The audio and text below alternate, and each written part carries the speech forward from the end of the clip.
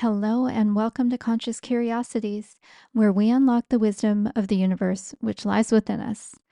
I'm Maria Luz, your host, a psychic medium, astrologer, and hypnotist. Today, I want to talk about transits and how you can look at your life experiences to try to understand what your personal transits are asking you to do in order to grow. And also how that happens on the level of the collective as well. So I'll start with the level of the collective.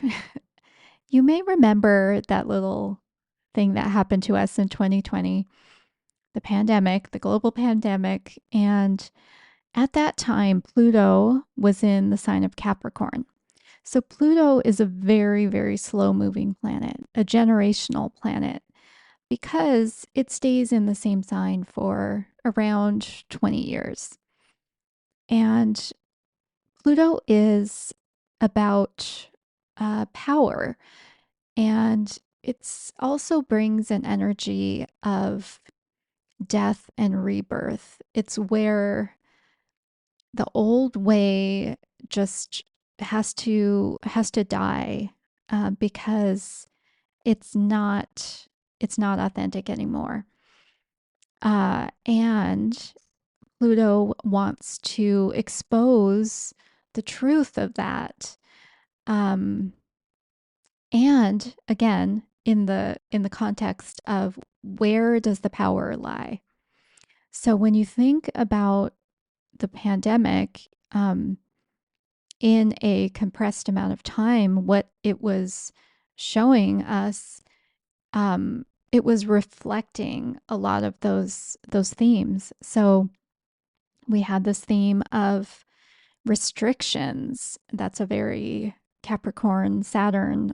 Saturn rules Capricorn. So that's a very Saturnian theme, as well as isolation. We also had themes of work, like who could work, who was essential, who could work from home. Um, we had themes of money and figuring out what the value of money was, especially I would say towards towards the end of things when um, people were starting to maybe make some conclusions about uh, where they wanted to live and how much things cost and what the value of maybe moving away from a city and to a smaller town or to where they had family to help them with the kids or things like that. So we had those themes come up. And then, of course, now Pluto has moved into the sign of Aquarius. And we have all been feeling this. This time, it's a different set of themes being highlighted.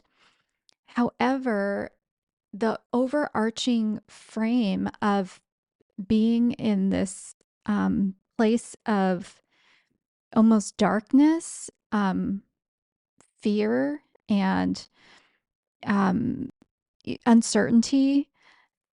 Again, these are all those. This is all the things that happen when Pluto is wanting to get our attention.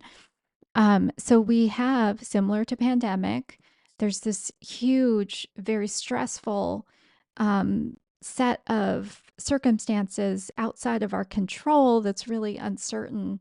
And this time it's in the form of politics and these few people who are leading these countries and groups and the impact that has on everybody. And that is very much an Aquarius theme of, are we content to go along with the status quo, or do we actually need to rise up and liberate ourselves, or at least rebel against the systems and the structures that we now understand are not serving the collective?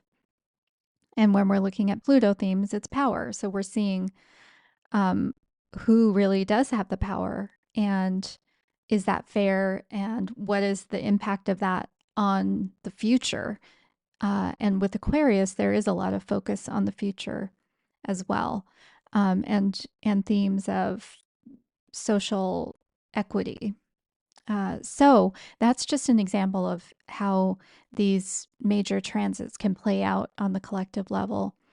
And then on the personal level, I have a client I'm working with who is in their second Saturn return. So Saturn returns to where it was when you were born about every 29 years. And Saturn is in the same sign for about 2.5 years. So you will feel it for a varying amount of time, but about 2 years. Um, and it sometimes, because of Saturn's retrograde motion, you might actually get an exact hit on your Saturn more than once. And in the given Saturn return. So again, so you're going to have it around age 30 and around age 60. Um, so uh, this client is a very intuitive client and was starting to, get closer to her Saturn return, and feeling that restriction. Um, Again, limitations, restriction, um, those are things that come on with Saturn. And so um, she was able to reflect back on her first Saturn return and see what was going on then. What was restricting her? The other themes are stepping into your self mastery, to where you might find your vocation and leave your legacy.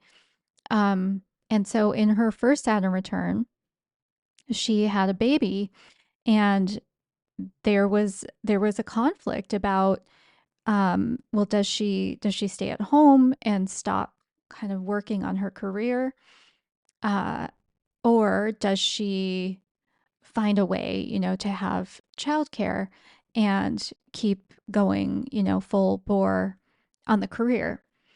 Um, and and so there were all these other um, extenuating circumstances, of course, but that's a conflict that is very, close to the heart, and it's an emotional decision, often. So, and this person happens to be a double Cancer. So there's a lot of nurture energy there. Um, okay, so fast forward to her second Saturn return, getting those feelings again, like, okay, something's happening. There's the restriction, there's the stuff. Um, and so she started thinking kind of literally, like, oh, maybe it's about my son again, like what he's going through. But that really wasn't the case there, at least at the time when we started working on this, wasn't the case. However, she was in the situation of figuring out care for her mother, who needs a lot of assistance, and feeling really torn between spending all this time and energy on caring for her mother versus her business is really in a spot where it's growing, and she feels really aligned with her work and what she's building. And so this created this same emotional conflict again within her. So that is an example of how these personal transits feel, and why, yeah, why it's good to just, pay attention, look back at what was happening in a similar transit in the past, and also to understand why there are right now, with all the outer planets, those slow moving planets, they're all changing signs, and they're all hitting everybody's chart in a different way, but in a significant way. And that's adding to all of this stress, anxiety, chaos, uncertainty, fear, all of the things. Everyone's having their own experience, but we're also in a universal experience. So there's this personal, intensely personal pain happening right now in the context of this universal upset. And so if you want to read more about that, I wrote more about that in my Substack. Um, but I didn't talk about these examples there because this conversational way just seems better suited to it. But I will leave it there. I have my own battles going on over here at my house. And so I didn't have too much time today, but I hope you appreciated this insight and have a wonderful week.